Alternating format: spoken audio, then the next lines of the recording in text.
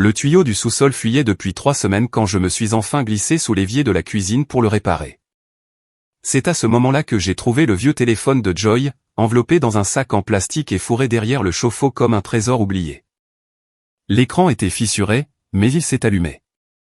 Pas de code d'accès, juste une galerie pleine de photos et de vidéos datant d'il y a 2 ans.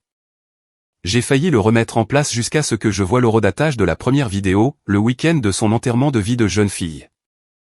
Je m'appelle Pierce Eldro. J'ai 45 ans, je travaille dans l'informatique pour une compagnie d'assurance de taille moyenne. Et jusqu'à ce moment, je pensais que ma femme, avec qui j'étais marié depuis 20 ans, était la femme que j'avais épousée.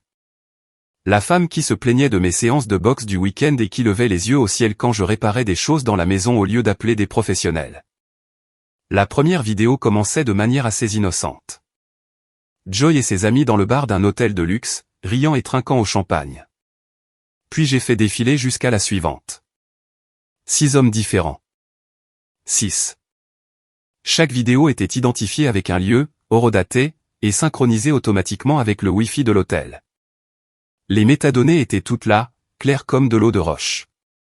Jovi ne passait pas seulement une nuit de folie. Elle la documentait. Je suis resté assis sur ce sol en béton du sous-sol pendant 2 heures, à regarder ma femme depuis 20 ans devenir quelqu'un que je ne reconnaissais pas. Le pire, ce n'était pas la trahison. C'était de voir à quel point elle avait l'air sincèrement heureuse. Insouciante d'une manière que je n'avais pas vue depuis les débuts de notre relation. Quand je suis remonté, Joie dormait déjà. Elle avait l'air paisible. Ses cheveux sombres s'étalaient sur l'oreiller comme si elle n'avait pas le moindre souci au monde. Je suis resté dans l'encadrement de la porte, le téléphone à la main, et j'ai réalisé que quelque chose avait basculé en moi. Le mari loyal avait disparu. Ce qui restait était quelque chose de plus froid, de plus calculateur. Je ne l'ai pas réveillé. Je n'ai pas exigé d'explication ni jeté le téléphone sur sa forme endormie. À la place, je suis allé dans mon atelier au garage et j'ai copié chaque fichier sur mon ordinateur portable. Puis j'ai remis le téléphone dans sa cachette d'origine et j'ai commencé à planifier. Le lendemain matin, Joy a préparé le café et m'a demandé pour le tuyau. C'est réparé, ai-je dit, sans lever les yeux de mon journal. Tu es si bricoleur, dit-elle en m'embrassant sur la joue. Que ferais-je sans toi? J'ai failli rire. Que ferait-elle sans moi? Elle avait déjà trouvé la réponse il y a 2 ans. Notre 20e anniversaire de mariage était dans 6 semaines. Joy avait prévu une grande fête au centre événementiel du centre-ville, invitant famille et amis pour ce qu'elle appelait une célébration de l'amour durable. Elle avait réservé la salle, commandé les fleurs et même engagé un photographe professionnel. Parfait. J'ai appelé la compagnie aérienne cet après-midi-là et j'ai réservé un aller simple pour Denver. Puis j'ai contacté l'entreprise audiovisuelle qui s'occupait de notre fête et j'ai demandé un rendez-vous pour discuter de la présentation spéciale que je voulais faire pendant mon discours d'anniversaire. Quelque chose de mémorable, leur ai-je dit. Quelque chose que ma femme n'oublierait jamais. Le technicien était impatient de m'aider. Ils avaient un nouveau système de projection 4K avec capacité sans fil et alimentation de secours. Je pouvais télécharger ma présentation à distance et la déclencher depuis n'importe où dans le monde. Très romantique, a-t-il dit. Votre femme a de la chance d'avoir quelqu'un d'aussi attentionné. Si seulement il savait. Ce soir-là, Joy est rentrée tard de son agence de marketing, pleine d'excuses concernant les délais des clients. Elle travaillait avec son associé, Red Sanford, un type du genre Golden Boy qui conduisait une BMW et portait des costumes qui coûtaient plus que mon salaire mensuel. Ils avaient beaucoup élaboré de stratégies dernièrement, expliqua-t-elle, travaillant tard pour décrocher un contrat majeur. Red pense que nous sommes sur le point de réussir quelque chose de grand, dit-elle en se versant un verre de vin. Ça pourrait tout changer pour nous. Nous. Comme si Red faisait maintenant partie de notre famille. C'est génial, chérie, ai-je dit. Je suis sûr que vous formez une bonne équipe. Elle a souri, manquant complètement le sarcasme dans ma voix. Oui. Il comprend vraiment ma vision. Tu sais, parfois j'ai l'impression que toi et moi ne sommes pas sur la même longueur d'onde. Sur des longueurs d'onde différentes. C'était une façon de le dire. Au cours des semaines suivantes, j'ai maintenu ma routine. Travail, maison, boxe le week-end au gymnase de Mickey. Mickey Torino était un vieil ami qui entraînait des boxeurs depuis 30 ans. Il dirigeait une salle sans fioriture dans le quartier difficile de la ville où les hommes venaient évacuer leur frustration sur des sacs de frappe et lors de séances de sparring.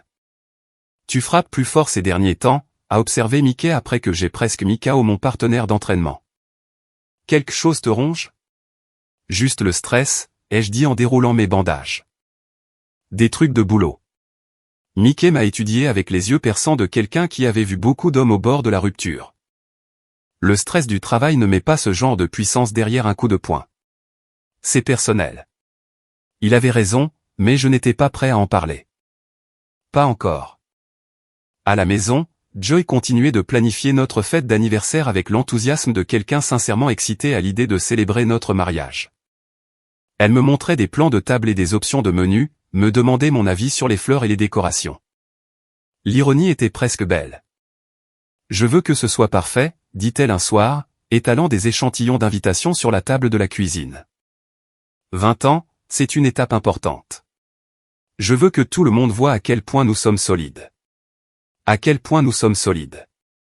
La femme qui avait passé son enterrement de vie de jeune fille avec 6 hommes différents voulait montrer la solidité de notre mariage à ses amis et à sa famille. Tout ce qui te fait plaisir, ai-je dit. Elle leva les yeux, surprise par quelque chose dans mon ton. Est-ce que ça va? Tu as l'air distant ces derniers temps. Distant? Un autre choix de mots intéressant de la part de quelqu'un qui était émotionnellement déconnecté depuis des mois. Je vais bien, ai-je dit. Je pense juste au discours que je veux faire. Son visage s'illumina. Oh, j'ai hâte de l'entendre. Tu vas me faire pleurer, n'est-ce pas? Je vais faire pleurer tout le monde, ai-je promis. 3 semaines avant la fête, j'ai finalisé les détails techniques avec la société audiovisuelle. Le système était infaillible. Je pouvais télécharger ma présentation de n'importe où et la déclencher à distance. Les fichiers se lanceraient automatiquement lorsque j'enverrais le code d'activation, annulant toute autre programmation. Nous aurons tout prêt pour votre grand moment, m'a assuré le technicien. Votre femme ne saura pas ce qui lui arrive. Exactement. J'ai également fait d'autres préparatifs. J'ai transféré de l'argent de nos comptes joints vers un compte personnel que Jovi ne connaissait pas. J'ai rassemblé des documents importants et les ai stockés dans un coffre-fort. J'ai même contacté un avocat au sujet des procédures de séparation, bien que j'ai pris soin de ne rien déposer pour le moment. La beauté de mon plan résidait dans sa simplicité. Pas de confrontation, pas de scène dramatique, pas d'opportunité pour Joy de manipuler la situation avec des larmes et des excuses, juste la vérité affichée en haute définition pour que toutes les personnes qui comptaient puissent la voir. 2 semaines avant l'anniversaire, l'ami de Joy, Becca, est passé à la maison. Becca Lorraine travaillait au RH de l'agence de Joy et m'avait toujours traité comme un appendice gênant de sa véritable amitié avec ma femme. C'était le genre de personne qui souriait trop et posait des questions personnelles déguisées en sollicitude. Pierce, dit-elle en me faisant une bise dans le vide qui sentait le parfum cher. Comment tiens-tu le coup avec toute cette planification de fête? Joy a été si stressée. Elle me semble aller bien, ai-je répondu. Eh bien, tu sais comment elle est. Toujours à essayer d'être parfaite pour tout le monde. Le sourire de Becca vacilla légèrement. Elle veut juste que tout soit spécial pour votre grand jour.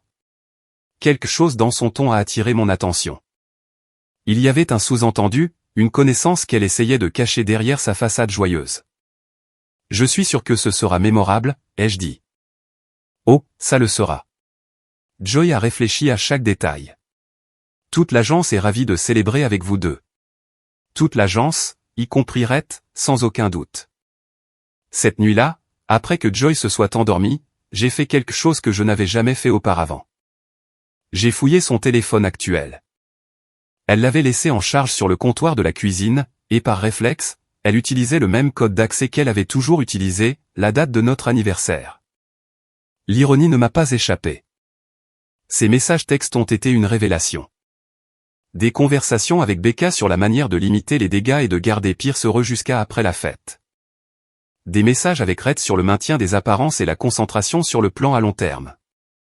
Le plan à long terme. Ils n'avaient pas seulement une liaison.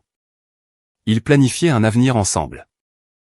La fête d'anniversaire n'était pas une célébration de notre mariage.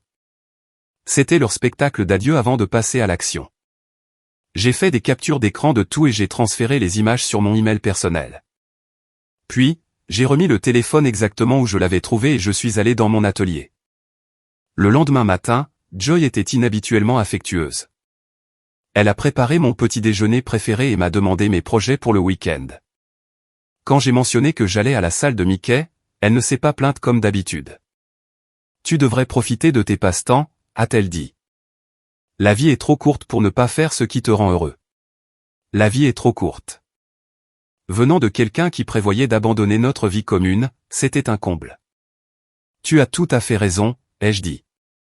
La vie est trop courte pour beaucoup de choses. Elle a souri, manquant complètement le sens de mes paroles. Une semaine avant la fête, j'ai reçu la confirmation que tout était en place. Le système audiovisuel était programmé, mon vol était réservé et les documents juridiques étaient prêts à être déposés électroniquement. Tout ce que j'avais à faire, c'était d'attendre. Joy a passé cette dernière semaine dans un état d'anxiété excitée, vérifiant chaque détail et faisant des ajustements de dernière minute. Elle a acheté une nouvelle robe, une robe rouge coûteuse qu'elle a essayée pour moi avec l'enthousiasme de quelqu'un qui se prépare pour la performance de sa vie. « Qu'en penses-tu » demanda-t-elle en tournant devant le miroir de notre chambre. « Tu es magnifique » ai-je dit, et je le pensais. Elle était magnifique. Magnifique et complètement inconsciente que son monde était sur le point de s'effondrer. « Je n'arrive pas à croire que nous y soyons enfin, dit-elle. 20 ans, Pierce. Tu te rends compte ? Non, ai-je dit honnêtement. Je n'y arrive vraiment pas. La veille de la fête, Joy n'arrivait pas à dormir. Elle se tournait et se retournait, vérifiant son téléphone à plusieurs reprises et marmonnant à propos de détails oubliés. Finalement, elle s'est levée et est allée à la cuisine pour se faire un thé. Je l'ai trouvée assise à table dans sa robe de chambre, regardant par la fenêtre la maison de notre voisin. Des doutes, ai-je demandé. Elle sursauta. À propos de quoi ? La fête ? Tu as l'air nerveuse. Oh, dit-elle en riant, mais le son était forcé. Non, juste excitée et peut-être un peu effrayée. Peur de quoi ? Du changement, je suppose. Les grands anniversaires te font réfléchir à l'avenir, n'est-ce pas ? À ce qui vient après. Ce qui vient après. Si seulement elle savait. Oui, ai-je dit. Certainement. Le matin de notre 20e anniversaire est arrivé avec une chaleur inhabituelle pour un mois d'octobre à Cleveland. Je me suis réveillé avant Joy, j'ai fait du café et je me suis assis dans mon atelier, passant en revue la liste de contrôle une dernière fois. Tout était prêt. Dans 12 heures, la vérité serait projetée en résolution 4K pour que notre famille et nos amis en soient témoins. Joy est sortie de la chambre à 8 heures, déjà habillée et se déplaçant avec l'énergie concentrée de quelqu'un exécutant une campagne planifiée de longue date. Elle était debout depuis 6 heures, ai-je réalisé, probablement en train d'échanger des textos avec Becca et Rhett pour la coordination de dernière minute. Grand jour, ai-je dit en lui tendant une tasse de café. Le plus grand. Elle a accepté la tasse, mais n'a pas croisé mon regard. Es-tu prêt pour ton discours ? Je suis prêt depuis des semaines. Elle a hoché la tête, distraite par son téléphone qui vibrait avec ce que je supposais être des mises à jour de ses co-conspirateurs. La fête d'anniversaire était prévue pour 18 h au Riverside Event Center, en centre-ville. Joy avait choisi ce lieu pour son élégante salle de bal et ses capacités de présentation à la pointe de la technologie. Parfait pour mes objectifs. Je dois arriver tôt sur les lieux, dit-elle. Mise en place finale et tout ça. Ça ira si tu te prépares seul ? Je me débrouillerai. Elle m'a embrassé distraitement sur la joue et s'est dirigée vers la porte. À ce soir. Je t'aime, Pierce. Je t'aime aussi, ai-je dit. Et pendant un instant, je l'ai presque pensé. 20 ans de mariage ne disparaissent pas du jour au lendemain, même quand on découvre qu'ils ont été construits sur des mensonges. Après le départ de Joy, j'ai fait mes derniers préparatifs. J'ai téléchargé les fichiers vidéo sur le serveur de la société audiovisuelle via leur portail sécurisé, les ai étiquetés, discours d'anniversaire, Pierce Eldro, et j'ai configuré le déclencheur à distance. Le système s'activerait lorsque j'enverrai un code texte spécifique depuis mon téléphone, quel que soit mon emplacement physique. À midi, j'ai conduit jusqu'à l'aéroport. Le vol pour Denver s'est déroulé sans incident. J'avais choisi Denver parce que c'était assez loin pour établir une distance claire, mais assez proche pour surveiller la situation en temps réel. Alors que l'avion roulait vers la piste de décollage, j'ai envoyé un SMS à Joy. Retardé par une urgence au travail. Je te rejoins sur place. Commencez sans moi si nécessaire. Sa réponse est arrivée immédiatement. Quelle sorte d'urgence? La fête commence dans 5 heures. Panne de serveur. Je répare à distance. Ne t'inquiète pas, je serai là pour le discours. Et techniquement, c'était vrai, je serai là pour le discours, mais pas de la manière dont elle s'y attendait. L'avion a décollé au moment où Joy arrivait probablement au Riverside Event Center pour superviser les derniers préparatifs. Je l'imaginais dirigeant les traiteurs, arrangeant les fleurs et testant le micro qu'elle s'attendait à ce que j'utilise pour mon hommage d'anniversaire sincère. Pendant le vol, j'ai revu la liste des invités une dernière fois. Joy avait invité 60 personnes, familles, amis, collègues de l'agence, voisins et quelques couples que nous connaissions depuis le début de notre mariage. Mes parents étaient venus de Toledo en voiture. Ses parents, les Bellets, étaient venus de Phoenix en avion avec sa sœur Michelle et son beau-frère David. Les Bellets ne m'avaient jamais approuvé. J'étais trop au col bleu à leur goût, trop ordinaire pour leur fille qui avait réussi. Ils me toléraient pour Joy, mais avaient clairement exprimé leur déception à travers 20 ans de piques subtiles et de compliments déguisés. Ce soir, ils auraient enfin la preuve qu'ils avaient raison à mon sujet. Mon téléphone a vibré avec des mises à jour de Joy tout au long de l'après-midi, des photos de la salle, des plaintes sur le retard du fleuriste, de l'enthousiasme sur la beauté de l'ensemble.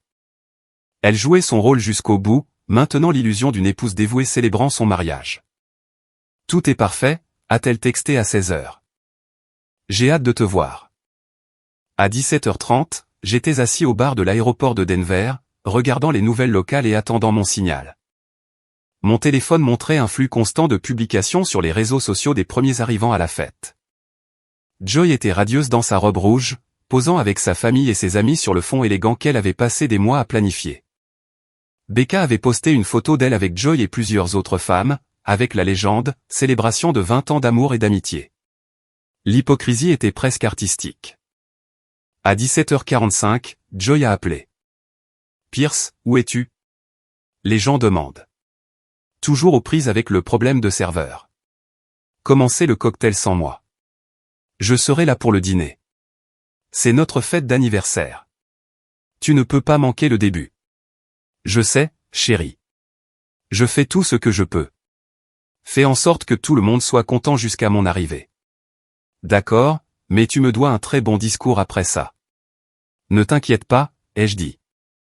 Il sera inoubliable. J'ai raccroché et j'ai commandé une autre bière. La barmaid, une femme sympathique dans la cinquantaine, a remarqué mes vêtements de cérémonie. Occasion spéciale, a-t-elle demandé. Fête d'anniversaire, ai-je dit. Combien d'années? 20, bien que ça semble plus long. Elle a ri. C'est ce qu'ils disent tous. Votre femme doit se demander où vous êtes. Elle est sur le point de le découvrir. À 18h15, mon téléphone indiquait que la fête battait son plein. Le cocktail se déroulait sans accroc, les invités se mêlant et profitant de l'open bar sur lequel Joy avait insisté. Rhett était bien en vue sur plusieurs photos, jouant le rôle du partenaire commercial solidaire et de l'ami de la famille. Joy l'avait placé à la table d'honneur, ai-je remarqué, juste à côté de l'endroit où ma chaise vide attendait. Le service du dîner a commencé à 19h. J'ai suivi la progression via les publications sur les réseaux sociaux et les SMS de Joy, qui devenait de plus en plus anxieuse de mon absence. Où es-tu, a-t-elle texté à 19h30. Les gens commencent à poser des questions gênantes. J'arrive bientôt, ai-je répondu. Ne commencez pas les discours sans moi. Nous sommes censés parler ensemble. À 20h, le service du dîner s'est terminé et le programme officiel devait commencer. Joy avait prévu que nous parlions ensemble, remerciant nos invités et revenant sur 20 ans de mariage. Au lieu de cela, elle allait devoir improviser. Je l'ai vu m'appeler 3 fois de plus avant de finalement prendre le micro. Grâce au direct Instagram d'un invité, je pouvais la voir s'adresser à la foule avec une gaieté forcée. Pierce est un peu en retard à cause d'une urgence professionnelle, a-t-elle annoncé. Mais il a insisté pour que la célébration continue. Il sera bientôt là avec quelque chose de spécial à partager. Quelque chose de spécial? Elle n'avait aucune idée. La foule s'est installée pour ce qu'elle s'attendait à être une célébration d'anniversaire typique.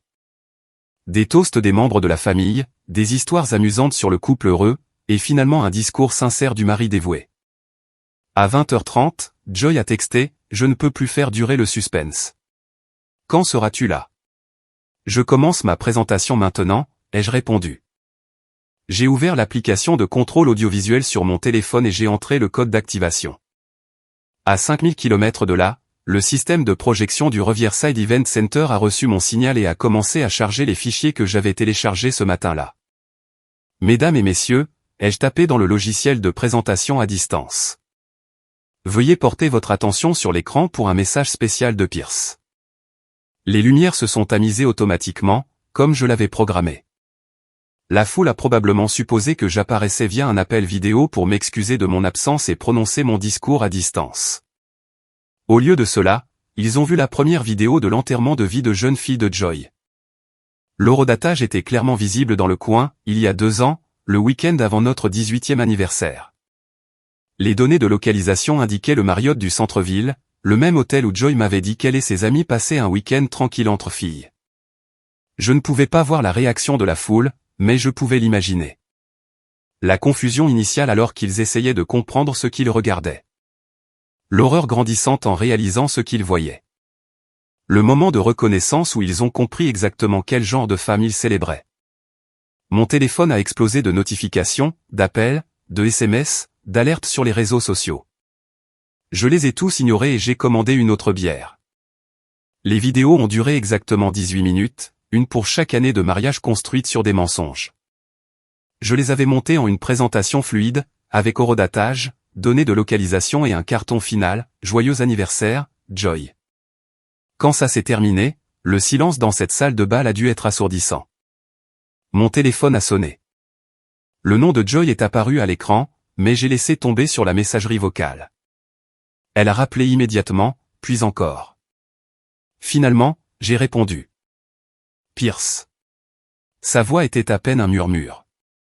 Où es-tu? Denver. Denver? Qu'est-ce que tu fais à Denver? Je recommence à zéro. Pierce, s'il te plaît, laisse-moi t'expliquer. Ce n'est pas ce que tu crois. C'est exactement ce que je crois, Joy. C'est exactement ce que tout le monde croit parce qu'ils viennent de le voir se produire. Ces vidéos. Où les as-tu trouvées? Ton vieux téléphone. Celui que tu as caché derrière le chauffe-eau comme une adolescente cachant son journal intime. Silence. Pierce, s'il te plaît, rentre à la maison. On peut arranger ça. Non, on ne peut pas.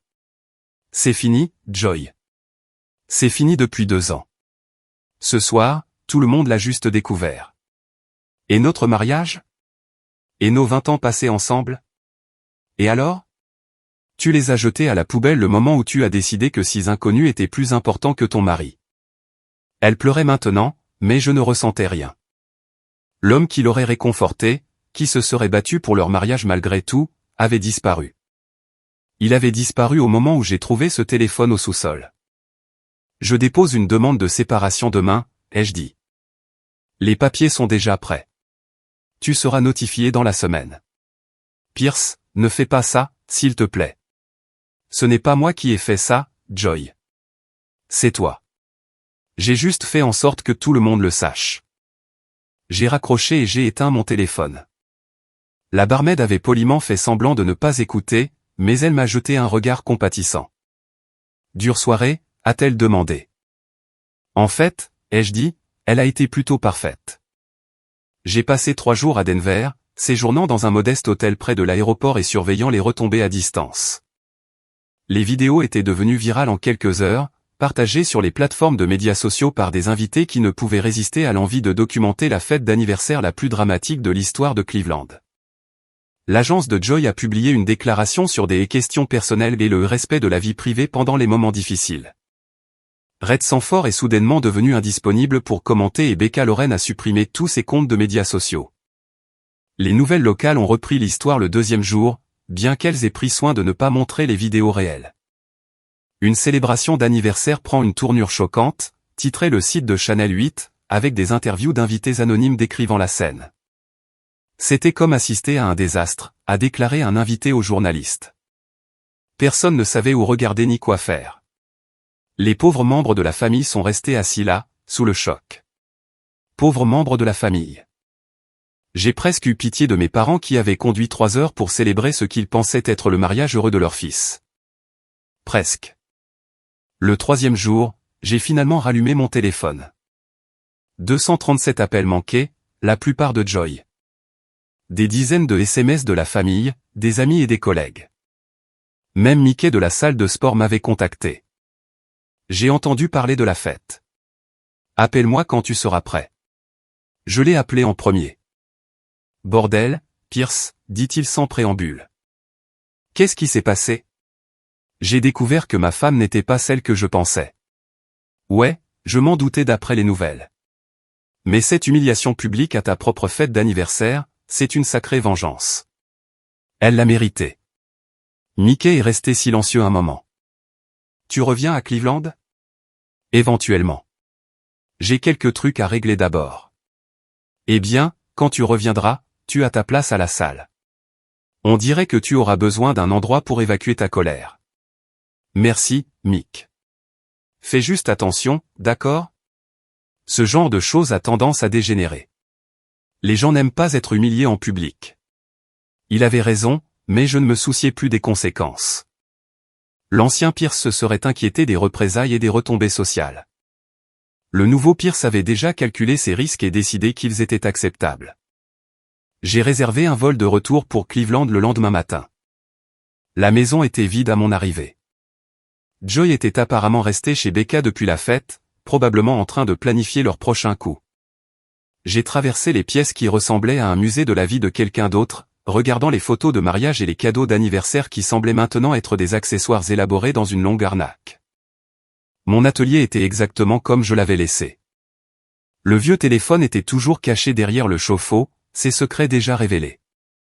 Je l'ai récupéré et l'ai brisé avec un marteau, dispersant les morceaux dans 3 poubelles différentes du quartier. Cet après-midi-là, Joy est rentrée. Elle avait l'air terrible, creusée et pâle, vêtue d'un survêtement et d'une casquette de baseball comme si elle essayait de se cacher du monde. Quand elle m'a vu assis à la table de la cuisine, elle s'est arrêtée dans l'embrasure de la porte comme si elle avait rencontré un animal dangereux. « Tu es revenu, dit-elle. C'est ma maison. Pierce, nous devons parler. Non, nous n'avons pas besoin. Tu dois faire tes valises et trouver un autre endroit où vivre. Elle s'est assise en face de moi, ignorant mes paroles. Je sais que tu es en colère. En colère? J'ai ri, et le son l'a fait tressaillir. Joy, je ne suis pas en colère. En colère, c'est ce que j'étais quand tu as oublié mon anniversaire l'année dernière. En colère, c'est ce que j'étais quand tu as dépensé notre fonds de vacances pour ce voyage d'affaires à Miami avec Rhett. Ça c'est tout autre chose. Ces vidéos, c'était une erreur. Une stupide erreur d'ivresse qui ne signifiait rien. 6 hommes différents ne signifiaient rien. J'étais perdu, je traversais une mauvaise passe. Tu travaillais tellement et nous n'étions plus connectés. Alors, tu t'es connecté avec 6 inconnus à la place. Elle s'est mise à pleurer, mais les larmes n'ont eu aucun effet sur moi. Je l'avais déjà vue pleurer quand elle voulait quelque chose.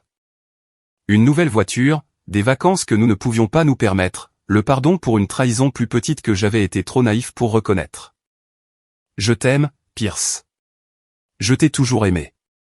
Tu aimes l'idée de moi, le mari stable qui paie les factures, répare la maison et ne pose pas trop de questions sur tes nuits tardives avec Rhett. Rhett et moi c'est compliqué. Non, ça ne l'est pas. Tu as une liaison avec ton partenaire commercial et tu prévois de me quitter après 20 ans.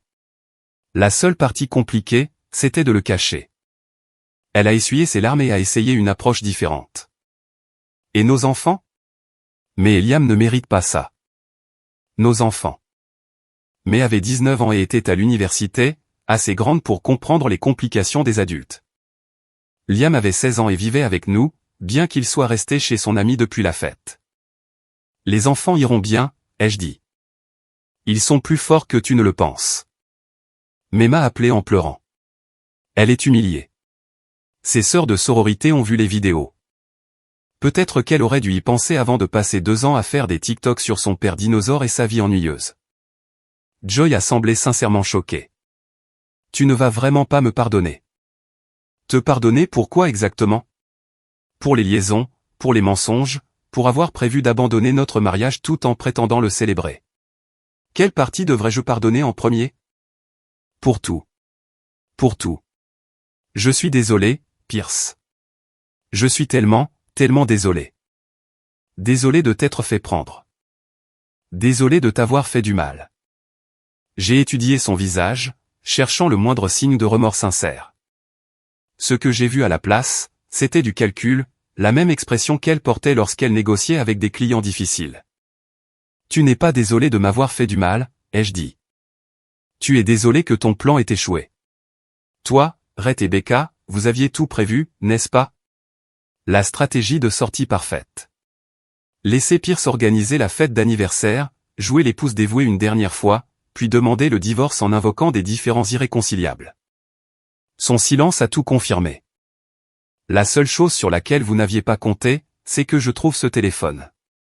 Depuis combien de temps sais-tu, a-t-elle demandé doucement. 6 semaines. 6 semaines? Et tu as planifié tout ça? Chaque détail. Elle m'a regardé comme si j'étais un étranger. Je ne sais plus qui tu es. C'est drôle, ai-je dit. Ce soir-là, Joy a fait 2 valises et est partie pour l'appartement de Becca. Elle a tenté un dernier appel émotionnel à la porte, avec des larmes et des promesses de se battre pour notre mariage, mais son cœur n'y était pas. La performance était tiède, comme celle d'un acteur déjà passé à son prochain rôle. Après son départ, je me suis versé un whisky et je me suis assis dans mon atelier, entouré des outils et des projets qui avaient toujours été mon refuge. La maison semblait différente maintenant, pas vide, mais propre, comme si un poids avait été levé. Mon téléphone a sonné. L'identifiant de l'appelant montrait le bureau de mon avocat. Monsieur Eldro, ici Janet Morrison. Nous avons parlé le mois dernier des procédures de séparation. Oui. Je voulais vous informer que l'avocat de Madame Eldro a contacté notre bureau cet après-midi. Il demande une réunion d'urgence pour discuter des termes d'un règlement. Quel genre de termes? Apparemment, ils veulent accélérer le processus. Éviter une longue bataille judiciaire. J'ai souri. Dites-leur que je ne suis pas intéressé par une accélération. Nous suivrons les procédures standards. Vous en êtes sûr? Il semblait très motivé pour parvenir à un accord rapide. J'en suis sûr. Joy a eu 20 ans pour réfléchir à la façon dont elle voulait que ce mariage se termine. Maintenant, c'est mon tour. Après avoir raccroché, j'ai ouvert mon ordinateur portable et j'ai commencé à chercher des détectives privés. Si Joy voulait un règlement rapide, cela signifiait qu'elle avait d'autres secrets à cacher. Et si elle avait d'autres secrets, je voulais savoir lesquels. L'ancien Pierce se serait contenté du divorce et aurait continué sa vie. Mais l'ancien Pierce avait disparu, remplacé par quelqu'un qui comprenait que la justice n'était pas toujours rendue en choisissant la voie de la facilité. Parfois, il fallait être prêt à se salir les mains. Le lendemain matin, des visiteurs inattendus sont arrivés. Les parents de Joy, les Bellet, se tenaient sur mon porche, l'air de préférer être n'importe où ailleurs dans le monde. Pierce, dit Monsieur Bellet avec raideur. Nous devons parler. Je les ai fait entrer, curieux d'entendre ce qu'ils avaient à dire. Ils ne m'avaient jamais aimé, mais ils avaient toujours été polis pour Joy. Aujourd'hui, cette civilité était tendue à l'extrême. Cette situation est devenue incontrôlable, commença Madame Bellet. Toute la famille est humiliée. Je peux imaginer. Ces vidéos. Elles sont partout. Nos amis à Phoenix les ont vues. Notre groupe de l'église est au courant. C'est un désastre. Pour vous ou pour Joy? Monsieur Bellet s'avança. Pour toutes les personnes impliquées, y compris vous. Voulez-vous vraiment être connu comme l'homme qui a détruit son propre mariage en public? Je n'ai pas détruit notre mariage. J'ai simplement révélé ce que Joy lui avait déjà fait. Vous auriez pu gérer cela en privé, a déclaré Madame Bellet. Le divorce est assez douloureux sans en faire un spectacle public. Vous avez raison, ai-je dit. J'aurais pu confronter Joy tranquillement, lui donner une chance de s'expliquer ou de s'excuser, mais alors elle aurait manipulé la situation, joué la victime et convaincu tout le monde que notre mariage avait échoué parce que j'étais distant, négligent ou ennuyeux. Peut-être que vous l'étiez, a dit Monsieur Bellet. Les mots restèrent en suspens entre nous. Après 20 ans d'insultes subtiles et de commentaires désobligeants, il avait enfin dit ce qu'il pensait vraiment. Peut-être que je l'étais, ai-je convenu. Mais j'étais fidèle. J'étais honnête. Et je n'ai jamais documenté mes échecs pour la postérité. Madame Bellet a tenté une approche plus douce. Pierce, nous savons que vous êtes blessé, mais cette vendetta n'aide personne. Joy est dévastée. Les enfants souffrent. Ne pouvez-vous pas trouver dans votre cœur la force de pardonner? J'ai pardonné à Joy beaucoup de choses au fil des ans. Ses habitudes de dépenses, ses critiques, sa distance croissante. Je lui ai pardonné parce que je pensais que le mariage signifiait résoudre les problèmes ensemble. C'est ce que ça signifie, dit-elle. Non, ça signifie que les deux personnes résolvent les problèmes ensemble. Joy a cessé de travailler sur notre mariage il y a 2 ans. Elle a juste oublié de me le dire. Ils sont partis sans avoir atteint l'objectif qu'ils espéraient. Par la fenêtre, je les ai regardés s'éloigner dans leur voiture de location, se dirigeant probablement vers l'appartement de Becca pour élaborer une stratégie avec Joy sur la limitation des dégâts. Bonne chance avec ça. Cet après-midi-là, j'ai reçu un appel du détective privé que j'avais contacté. Marcus Webb était un ancien détective de police spécialisé dans les enquêtes conjugales. Monsieur Eldreau, j'ai examiné les informations que vous m'avez envoyées. C'est une sacrée situation. Pouvez-vous m'aider? Ça dépend de ce que vous voulez accomplir. Si vous cherchez des preuves d'adultère pour la procédure de divorce, vous en avez déjà plein. Je veux tout savoir. Depuis combien de temps dure la liaison avec Rhett, s'il y en a eu d'autres, quel était leur plan à long terme, tout. Ce genre d'enquête approfondie demande du temps et de l'argent. J'ai les deux. Très bien. J'aurai besoin d'accéder aux relevés financiers, aux factures de téléphone, à tout ce qui pourrait montrer des schémas de comportement. Tout ce dont vous avez besoin. Après avoir raccroché, j'ai ressenti un sentiment de détermination familier, le même que j'avais eu en planifiant la révélation de la fête d'anniversaire. L'ancien Pierce se serait contenté d'exposer les aventures de Joy lors de son enterrement de vie de jeune fille. Le nouveau Pierce voulait la vérité complète, et il était prêt à payer pour l'obtenir. Marcus Webb a travaillé vite.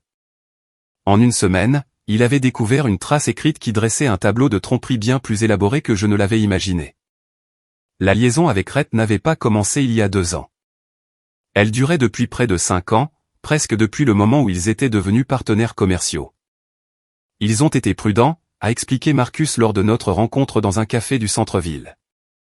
Carte de crédit séparée pour les chambres d'hôtel, paiement en espèces pour les dîners, application de messagerie cryptée.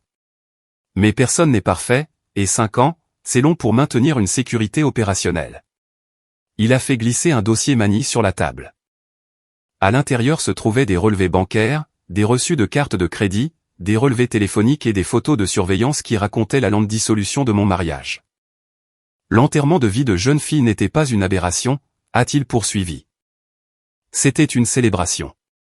Selon la chronologie, c'est à ce moment-là qu'elle et Rhett ont décidé de rendre leur relation permanente. La fête était sa façon de marquer la fin de son mariage avec vous.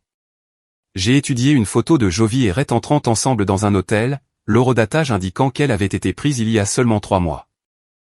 Ils avaient l'air à l'aise ensemble, comme un couple qui était ensemble depuis des années, ce qui était apparemment le cas.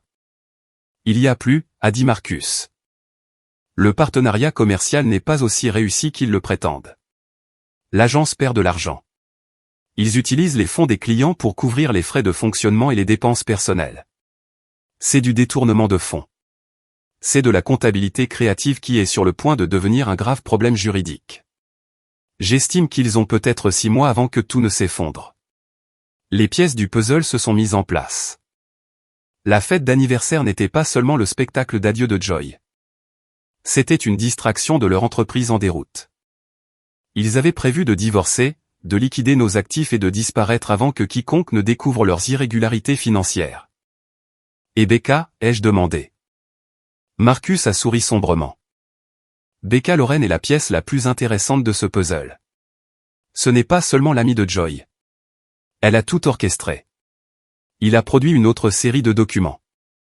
Becca a un problème de jeu.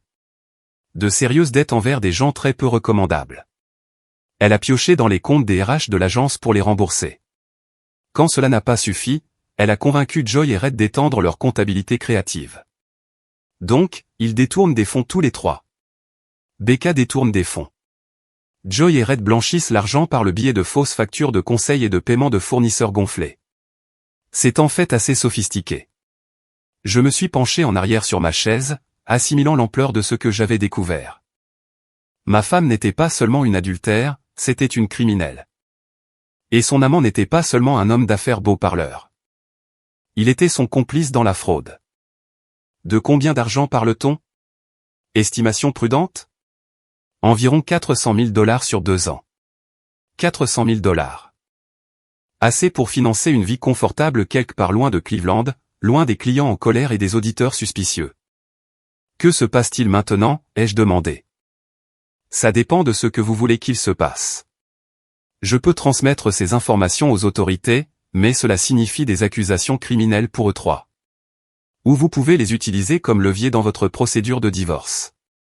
J'ai pensé à Joy, probablement assise dans l'appartement de Becca en ce moment même, en train de planifier son prochain coup. Pensait-elle que je me contenterais de l'humiliation de la fête d'anniversaire? Supposait-elle que je prendrais ma revanche et que je partirais? Elle m'avait encore sous-estimé. Je veux leur parler d'abord, ai-je dit. Tous les trois ensemble. Je veux voir leur visage quand ils réaliseront tout ce que je sais. Marcus a rassemblé ses documents. Soyez prudent, Pierce. Ces gens ont beaucoup à perdre. Les gens désespérés prennent des décisions dangereuses. Les maris en colère aussi. Ce soir-là, j'ai appelé Joy. Pierce. Elle semblait surprise. Je ne m'attendais pas à avoir de tes nouvelles. Nous devons nous rencontrer. Nous tous. Nous tous?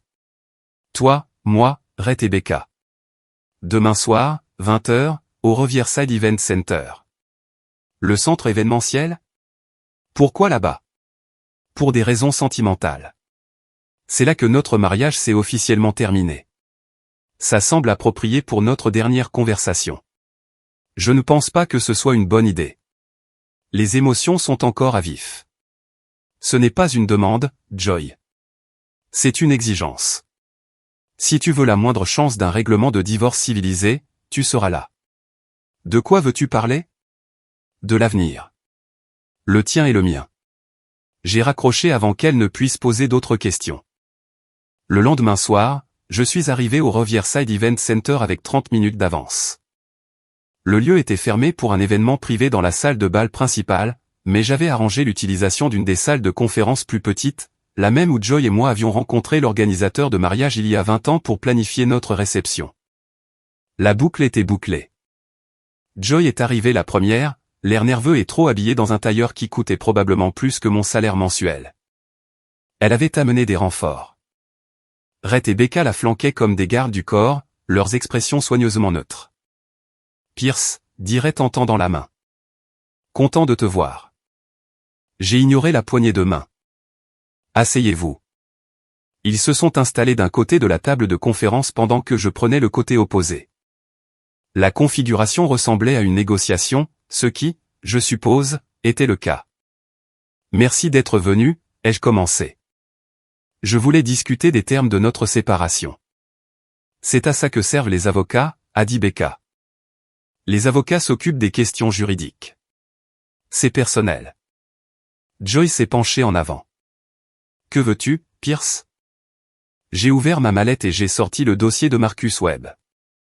Je veux comprendre la chronologie. Quelle chronologie? La chronologie de tes 5 ans de liaison avec Rhett. La chronologie de votre stratagème de détournement de fonds. La chronologie de votre plan pour disparaître avec 400 000 $ d'argent volé. Le silence qui a suivi était profond. Le visage de Joy est devenu blême. La mâchoire de Rhett s'est crispée.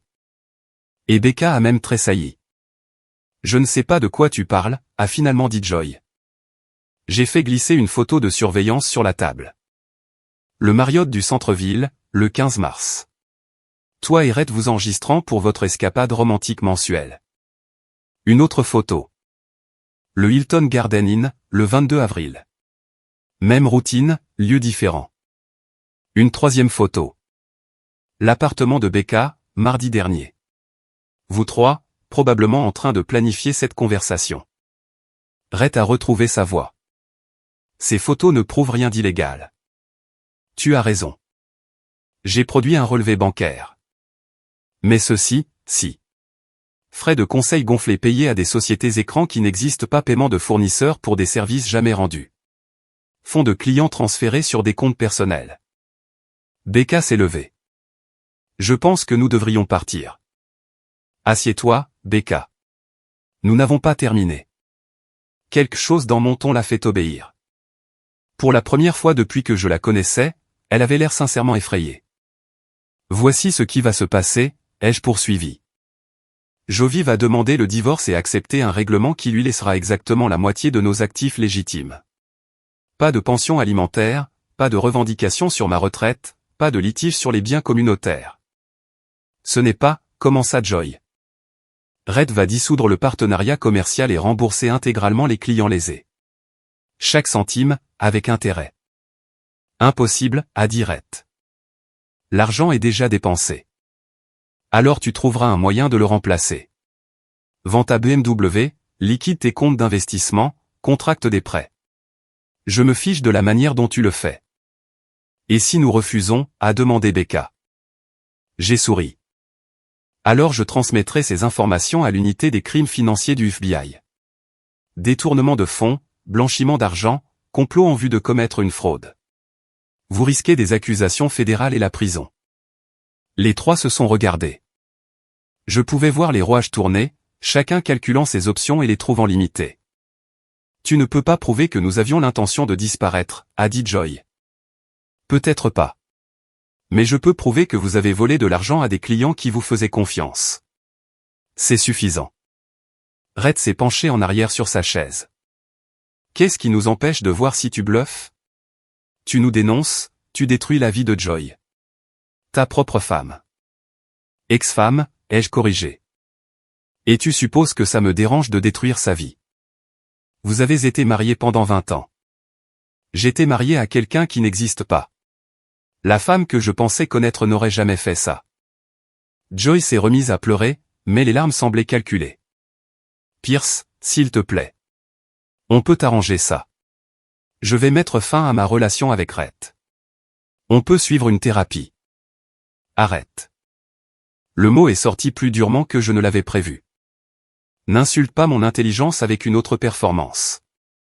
Tu as cessé d'être ma femme le moment où tu as décidé que Rhett était plus important que notre mariage. Alors que se passe-t-il maintenant, a demandé Becca. Maintenant, vous avez 72 heures pour décider. Accepter mes conditions et régler ça discrètement, ou faire face à des accusations fédérales et à une humiliation publique. Je me suis levé et j'ai rassemblé mes documents.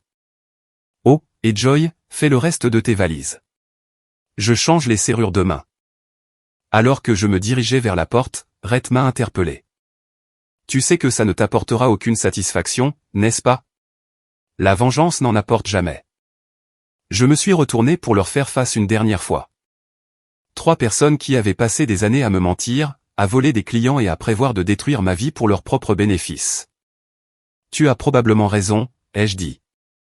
Mais ça va être amusant de le découvrir. Je les ai laissés assis dans cette salle de conférence, probablement déjà en train de planifier leur prochain coup, mais leurs options étaient limitées maintenant, et ils le savaient. L'ancien Pierce leur aurait donné un ultimatum en espérant le meilleur. Le nouveau Pierce s'était assuré que se conformer était leur seule option viable. Dehors, l'air d'octobre était vif et pur. J'ai marché jusqu'à ma voiture, me sentant plus léger que je ne l'avais été depuis des mois. La vérité était enfin révélée. Toute la vérité. Plus de secrets, plus de mensonges, plus de faux-semblants. Pour la première fois en 20 ans, je savais exactement où j'en étais. Les 72 heures que je leur avais données passèrent lentement. J'ai passé ce temps à prendre des dispositions pratiques, à changer les serrures, à transférer les services publics à mon nom et à rencontrer mon avocate pour finaliser les documents du divorce. La maison semblait différente maintenant. Pas vide, mais mienne d'une manière qu'elle n'avait pas été depuis des années. Mardi matin, Janet Morrison a appelé avec une mise à jour. L'avocat de Madame Eldro nous a contactés hier, a-t-elle dit. Ils veulent accepter vos conditions de règlement, toutes. Pas de pension alimentaire, une division égale des actifs légitimes, et elle a accepté de renoncer à toute réclamation sur votre pension ou vos comptes de retraite. Je n'étais pas surpris. Face à des accusations de fraude fédérale, Joy avait choisi la voie de la moindre résistance. Marcus Webb a confirmé les détails cet après-midi-là. Rhett avait liquidé son portefeuille d'investissement et contracté un prêt substantiel sur son appartement pour commencer à rembourser les fonds détournés. Becca avait accepté de coopérer à un audit interne et de démissionner de son poste. Ils ont peur, a expliqué Marcus. Assez peur pour faire tout ce qu'il faut pour éviter des poursuites pénales. Bien. Il y a une complication, cependant. Les dettes de jeu de Becca. Les gens à qui elle doit de l'argent ne vont pas être patients pendant qu'elle organise un remboursement légitime. Ce n'est pas mon problème. Ça pourrait devenir votre problème s'ils décident que vous êtes responsable de la perturbation de leur calendrier de paiement. J'ai réfléchi à cela. Combien doit-elle ? Environ 60 000 $ à des personnages très peu recommandables qui n'acceptent généralement pas les plans de paiement. L'ancien Pierce se serait inquiété pour la sécurité de Becca. Même après tout ce qu'elle avait fait. Le nouveau Pierce y a vu une opportunité. Laisse-moi y réfléchir. Ce soir-là, Joy est venue chercher le reste de ses affaires. Elle se déplaçait dans la maison comme une étrangère, rassemblant des objets qui ne semblaient plus lui appartenir. Je l'ai observée depuis la cuisine tandis qu'elle emballait des albums photos et des souvenirs d'une vie que nous avions partagée pendant 2 décennies. Je n'ai jamais voulu que ça se passe comme ça, dit-elle quand elle eut terminé. Comment voulais-tu que ça se passe ? Je ne sais pas différemment. Plus discrètement, avec moins d'embarras pour toi. Elle a posé la boîte qu'elle tenait. Je sais que tu me détestes maintenant. Je ne te déteste pas, Joy. Je ne me soucie simplement plus de toi. La distinction sembla la blesser plus que la haine ne l'aurait fait. Et les bons moments ? 20 ans de mariage. Il a dû y avoir de bons moments. Il y en a eu, mais il n'efface pas les 5 dernières années de mensonges. Elle a ramassé sa boîte et s'est dirigée vers la porte. Me pardonneras-tu un jour ? Probablement pas. Mais je finirai par t'oublier. Après son départ, je me suis versé un whisky et je me suis assis dans mon atelier, entouré de projets que j'avais commencés et abandonnés au fil des ans. Des meubles à moitié finis, des appareils cassés que j'avais l'intention de réparer, des outils que j'avais achetés avec de bonnes intentions. Demain, je commencerai à tout nettoyer. Nouveau projet, nouveaux objectifs. Mon téléphone a sonné. L'identifiant de l'appelant montrait un numéro que je ne reconnaissais pas. Monsieur Eldro, ici l'inspecteur Sarah Chen de la police de Cleveland. Je voudrais vous parler d'une situation impliquant Rebecca Loren. Quel genre de situation ? Elle a disparu. Son appartement a été saccagé et il y a des signes de lutte. Quand lui avez-vous parlé pour la dernière fois ? J'ai réfléchi soigneusement à ma réponse. Il y a 3 jours. Nous avions une réunion concernant ma procédure de divorce. Pouvez-vous venir au poste ? Nous aimerions vous poser quelques questions.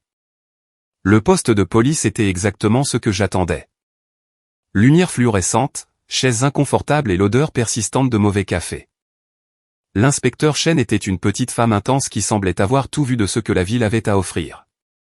Les voisins de Madame Loren ont rapporté avoir entendu des cris vers minuit la nuit dernière, commença-t-elle. Comme elle ne s'est pas présentée au travail ce matin, son employeur a demandé une vérification de bien-être. Et vous avez trouvé son appartement saccagé. Complètement détruit. Meubles renversés, appareils électroniques brisés, objets personnels éparpillés. Soit quelqu'un cherchait quelque chose de spécifique, soit il voulait envoyer un message. Qu'est-ce que cela a à voir avec moi ? Nous parlons à tous ceux qui ont eu un contact récent avec elle. D'après ses relevés téléphoniques, vous l'avez appelée plusieurs fois la semaine dernière. J'essayais d'organiser une réunion au sujet de mon divorce. C'était l'ami de ma femme. L'inspecteur Chen a pris des notes sur un bloc-notes. La réunion d'il y a 3 jours. Comment décririez-vous le comportement de Madame Loren ? Nerveuse. Sur la défensive. Elle semblait inquiète de quelque chose. A-t-elle mentionné des menaces ? Quelqu'un dont elle avait peur ? J'ai hésité. Marcus Webb m'avait prévenu des dettes de jeu de Becca, mais révéler cette information exposerait ma propre enquête. Pas spécifiquement, ai-je dit, mais elle semblait être quelqu'un sous une forte pression. Quel genre de pression? Financière, peut-être? Elle a mentionné avoir des problèmes professionnels. L'inspecteur Chen s'est penché en avant. Monsieur Eldro, je vais vous le demander directement. Savez-vous quelque chose sur les activités de jeu de Madame Lorraine? Alors, il savait déjà. J'avais entendu des rumeurs. Quel genre de rumeurs? Qu'elle devait de l'argent à des gens dangereux. Combien d'argent? Je ne sais pas exactement. Assez pour la rendre désespérée. L'inspecteur a fermé son bloc-notes.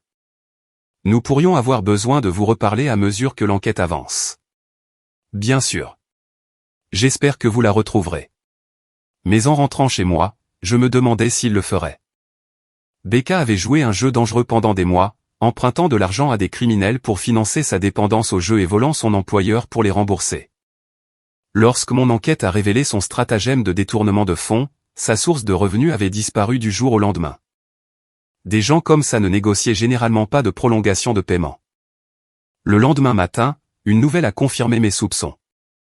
L'inspecteur Chen a appelé pour m'informer que le corps de Becca avait été retrouvé dans la rivière Cuyahoga, victime apparente d'un homicide. Nous traitons cela comme une attaque délibérée, a-t-elle expliqué, très probablement liée à ses problèmes financiers. C'est terrible. Monsieur Eldro, je dois vous demander, est-ce que votre enquête sur les activités de Madame Lorraine a contribué à sa situation actuelle? J'ai choisi mes mots avec soin.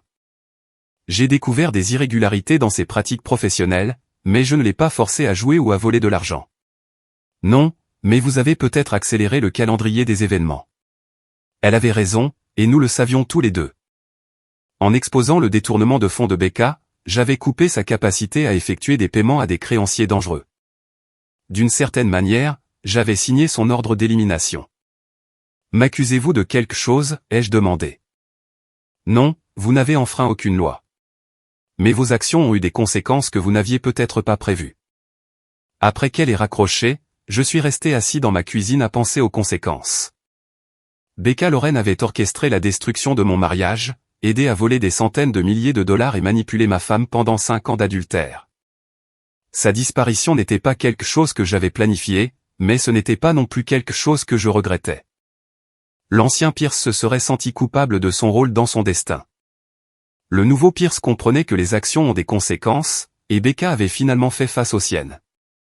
Cet après-midi-là, j'ai reçu une visite inattendue. Red Sanford se tenait sur mon porche, l'air d'avoir vieilli de 10 ans en une semaine. Nous devons parler, dit-il. De quoi? De Becca. De ce qui lui est arrivé. Je l'ai fait entrer, curieux d'entendre ce qu'il avait à dire. La police pense que ses dettes de jeu l'ont fait éliminer, commença-t-il. Mais je pense qu'il y a plus que ça. Comme quoi? Je pense que quelqu'un voulait envoyer un message à moi et à Joy. Quel genre de message? Red a étudié mon visage attentivement. Que vous contrariez était une erreur. J'ai failli rire. Vous pensez que j'ai fait éliminer Becca? Je pense que vous saviez exactement ce qui se passerait lorsque vous avez révélé son détournement de fonds. Vous saviez qu'elle devait de l'argent à des gens dangereux, et vous saviez que couper ses revenus la mettrait en danger immédiat. Il n'avait pas tort, mais il n'avait pas entièrement raison non plus. Becca a créé ses propres problèmes, Red. Je n'ai fait que les révéler. Vous auriez pu gérer ça différemment. En privé? Comme toi et Joy avez géré votre liaison en privé? Il n'avait pas de réponse à cela. Y a-t-il un but à cette conversation, ai-je demandé. Jovi a peur. Elle pense qu'elle pourrait être la prochaine. La prochaine? Pourquoi? Pour ce qui est arrivé à Becca. Je me suis levé et j'ai marché jusqu'à la fenêtre. Joy n'a pas de dette envers des usuriers. Elle ne vole pas d'argent pour financer une dépendance au jeu. C'est juste une adultère qui s'est fait prendre. Mais elle faisait partie du stratagème de détournement de fonds, pour lequel elle effectue un remboursement. Sa dette est envers les clients que vous avez fraudés, pas envers des criminels qui cassent des jambes. Rhett m'a rejoint à la fenêtre. Donc, vous dites qu'elle est en sécurité? Je dis que ses problèmes sont juridiques et financiers, pas mortels, contrairement à ceux de Becca. Et moi? Je me suis retourné pour lui faire face. Et toi? Suis-je en sécurité?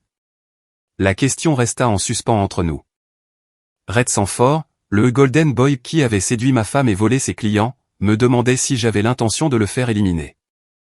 Red, ai-je dit finalement. Tu es un homme d'affaires médiocre qui n'a pas pu s'empêcher de toucher la femme de son partenaire. Tu n'es pas assez important pour être éliminé. L'insulte a frappé plus fort que n'importe quelle menace. Il est parti sans un autre mot. Ce soir-là, j'ai appelé Marcus Webb. Je suppose que tu as entendu pour Becca, ai-je dit. Difficile de le manquer. Les nouvelles locales parlent d'un homicide lié au jeu, des retombées sur notre enquête? Rien de direct. La police sait que quelqu'un enquêtait sur ses finances, mais il traite cela comme une affaire distincte. Bien. Pierce, je dois te demander. Avais-tu anticipé ce résultat? J'ai réfléchi à la question. Je savais qu'elle avait des dettes envers des gens dangereux. Je savais qu'exposer son détournement de fonds couperait ses revenus. Je n'ai pas spécifiquement prévu qu'elle soit éliminée, mais je comprenais que c'était une possibilité. Et tu as continué quand même. Elle a aidé à détruire mon mariage et à voler des centaines de milliers de dollars. Son bien-être n'était pas ma principale préoccupation. Marcus est resté silencieux un moment. Fais attention, Pierce. Ce genre de pensée, ça te change.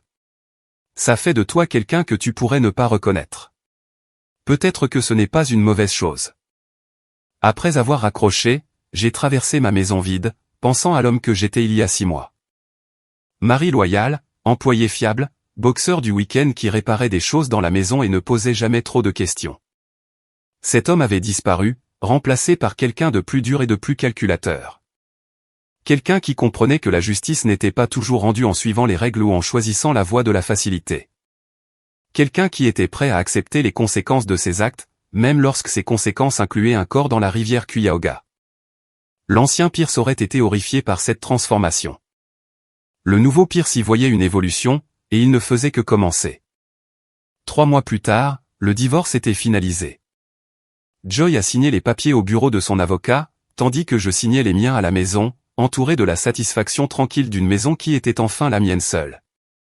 Elle a gardé sa moitié de nos actifs légitimes et est partie avec assez d'argent pour recommencer ailleurs, ce qui, selon les sources de Marcus Webb, était exactement ce qu'elle prévoyait de faire. Phoenix, m'a-t-il dit lors de notre dernière réunion, elle retourne chez ses parents, au moins temporairement. Rhett? Il vend son appartement et déménage à Atlanta. Apparemment, sa réputation à Cleveland est irréparable. Je n'étais pas surpris. Le scandale de détournement de fonds avait détruit leur entreprise et fait d'eux des parias dans la communauté marketing locale. Même après avoir effectué un remboursement complet, ils ne travailleraient plus jamais à Cleveland. Et l'enquête criminelle? Classée. Avec Becca partie et le remboursement complet effectué, le procureur a décidé de ne pas poursuivre. Ils appellent ça une affaire civile. Une sorte de justice. Pas celle rendue par les tribunaux et les juges, mais celle qui émerge lorsque les gens font face aux pleines conséquences de leur choix. La maison semblait différente maintenant, plus grande en quelque sorte, bien qu'elle soit de la même taille. J'avais réarrangé les meubles, repeint le salon et transformé le bureau de Joy en bibliothèque. Les photos de mariage avaient disparu, remplacées par des photos de lieux que je voulais visiter et de projets que je voulais entreprendre. Ma routine avait également changé. Je travaillais toujours à la compagnie d'assurance, mais j'avais demandé un transfert à leur département d'enquête sur la fraude. Le travail était plus intéressant, et mon expérience récente avec la tromperie financière m'avait donné des perspectives que mes collègues trouvaient précieuses. Je boxais toujours à la salle de Mickey, mais maintenant je m'entraînais avec un but plutôt que de simplement évacuer ma frustration. Mickey m'avait convaincu de participer à quelques tournois amateurs, et j'avais découvert que j'étais meilleur que je ne le pensais. Tu te bats comme quelqu'un qui n'a rien à perdre, a-t-il observé après que j'ai remporté mon 3e match. C'est dangereux sur le ring, mais c'est aussi efficace. Il avait raison. L'ancien Pierce s'était battu prudemment, craignant de se blesser. Le nouveau Pierce comprenait que certains risques valaient la peine d'être pris. Un jeudi soir de février, je travaillais sur un projet de meubles dans mon atelier quand la sonnette a retenti. À travers le Judas, j'ai vu une jeune femme que je ne reconnaissais pas, début de la vingtaine, l'air nerveux, serrant une enveloppe manille. Monsieur Eldro, dit-elle quand j'ai ouvert la porte. Je m'appelle Lisa, la fille de Becca Loren. J'ai étudié son visage, voyant la ressemblance maintenant. Elle avait les yeux de sa mère, mais rien de son comportement calculateur. Je suis désolé pour votre perte, ai-je dit. Merci. Je me demandais si je pouvais vous parler quelques minutes. Je l'ai fait entrer, curieux de savoir ce qu'elle voulait discuter. J'ai parcouru les papiers de ma mère, commença-t-elle en s'installant dans le fauteuil du salon, en essayant de comprendre ce qui lui est arrivé. La police a dit que c'était lié à des dettes de jeu, c'est ce qu'ils m'ont dit aussi. Mais j'ai trouvé des choses qui n'ont pas de sens. Elle a ouvert l'enveloppe manie et a sorti une pile de documents. Des relevés financiers, pour la plupart. Ma mère tenait un registre de l'argent qu'elle avait pris à son employeur. Pourquoi me montrez-vous ça? Parce que votre nom est partout sur ces registres. Des dates où elle a transféré de l'argent, des montants qui correspondaient aux dépenses professionnelles de votre femme. On dirait qu'elle volait de l'argent spécifiquement pour financer la liaison de votre femme. J'ai examiné les documents. Ils montraient un schéma clair. Chaque fois que Joy et Rhett avaient une escapade de week-end coûteuse ou un voyage d'affaires, Becca avait transféré des montants correspondant des comptes clients. Votre mère aidait à financer leur relation, ai-je dit. Plus que ça, dit-elle.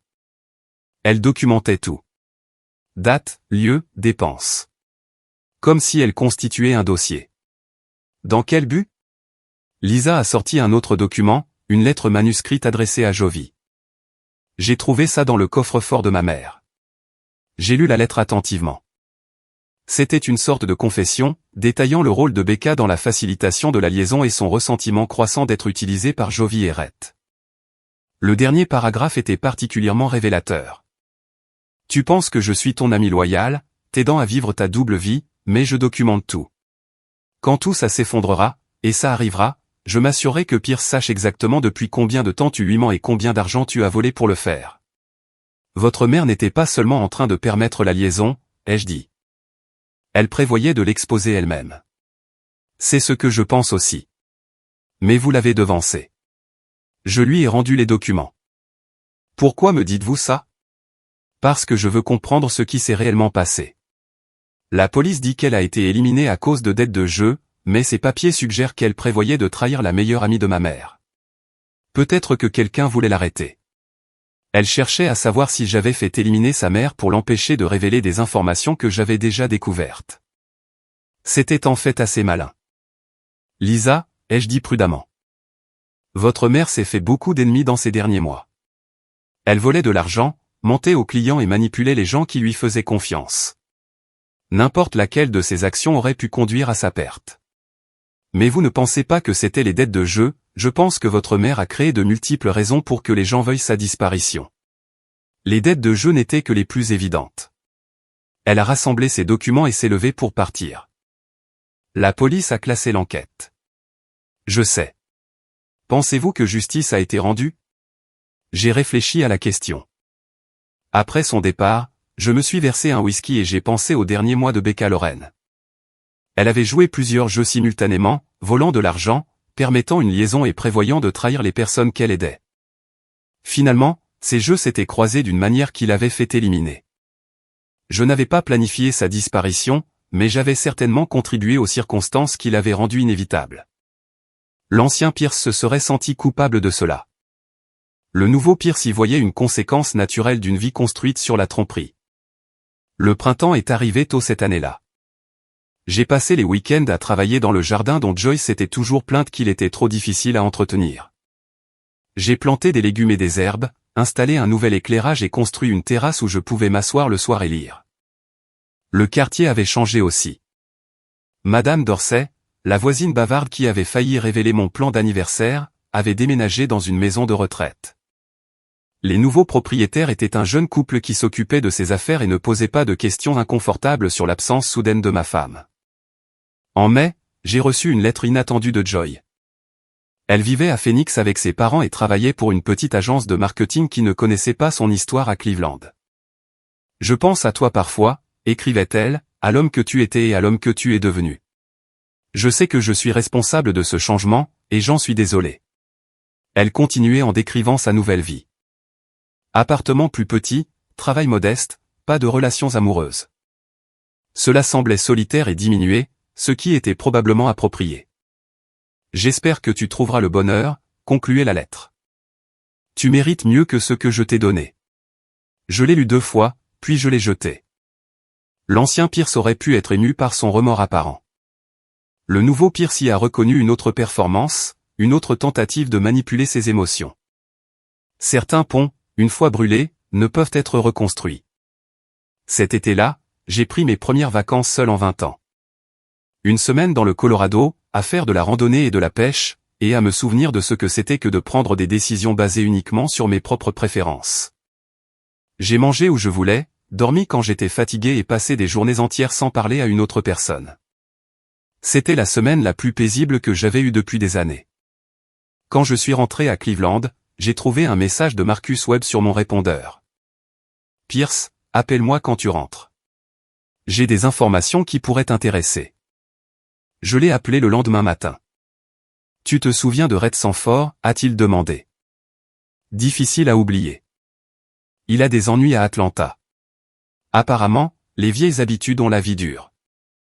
Quel genre d'ennui? Le même genre qu'il avait ici. Facturation gonflée, notes de frais douteuses, relations inappropriées avec les clients. Son nouvel employeur mène une enquête interne. Je n'étais pas surpris. Les hommes comme Rhett ne changeaient pas leur nature fondamentale simplement parce qu'ils déménageaient dans une nouvelle ville. Pourquoi me dis-tu ça? Parce que je pensais que tu apprécierais l'ironie. Il a essayé d'échapper aux conséquences de ses actes, mais il a juste recréé les mêmes problèmes ailleurs. Après avoir raccroché, j'ai réalisé que Marcus avait raison sur l'ironie. Rhett avait supposé que ces problèmes étaient spécifiques à Cleveland, liés à sa relation avec Jovi et à son conflit avec moi. Il n'avait pas compris que ces problèmes étaient internes, faisant partie de qui il était en tant que personne. La géographie ne pouvait pas corriger les défauts de caractère. Ce soir-là, je me suis assis sur ma nouvelle terrasse avec une bière et un livre, regardant le coucher de soleil peindre mon jardin de nuances d'or et d'ambre. La maison était silencieuse, à l'exception du bruit du vent dans les arbres et du trafic lointain sur l'autoroute. Pour la première fois depuis des mois, j'ai pensé à l'avenir. Pas l'avenir immédiat des procédures de divorce et des complots de vengeance, mais l'avenir à long terme d'un homme qui recommençait à 45 ans. J'avais des options maintenant. Je pouvais vendre la maison et déménager ailleurs, repartir à zéro dans un endroit sans souvenir. Je pouvais rester à Cleveland et construire une vie différente dans un environnement familier. Je pouvais me concentrer sur ma carrière, mes passe-temps, peut-être même essayer de sortir à nouveau avec quelqu'un un jour. L'ancien Pierce aurait angoissé sur ses choix, craignant de prendre la mauvaise décision. Le nouveau Pierce comprenait que n'importe quel choix valait mieux que les limbes d'un mariage construit sur des mensonges. J'ai fini ma bière et je suis rentré pour préparer le dîner. Demain, je commencerai à planifier la prochaine phase de ma vie. Ce soir, j'étais content de profiter du silence d'une maison qui était enfin entièrement la mienne. Dehors, le quartier s'installait dans le calme du soir. Les enfants étaient rappelés pour le dîner, les lumières des porches s'allumaient et la chaleur de la journée commençait à se dissiper dans l'air rafraîchissant. C'était un bon endroit pour recommencer, un bon endroit pour devenir celui que j'étais censé être ensuite. L'ancien Pierce avait disparu, enterré sous le poids de 20 ans de confiance mal placée et de loyauté naïve. Ce qui restait était quelqu'un de plus dur mais de plus honnête. Quelqu'un qui comprenait que la justice n'était pas toujours douce et que parfois, la seule façon d'avancer était de passer à travers les décombres de ce qui avait précédé. J'avais appris à vivre avec cette transformation. Plus que ça, j'avais appris à l'embrasser. Et pour la première fois depuis des années, cela semblait suffisant.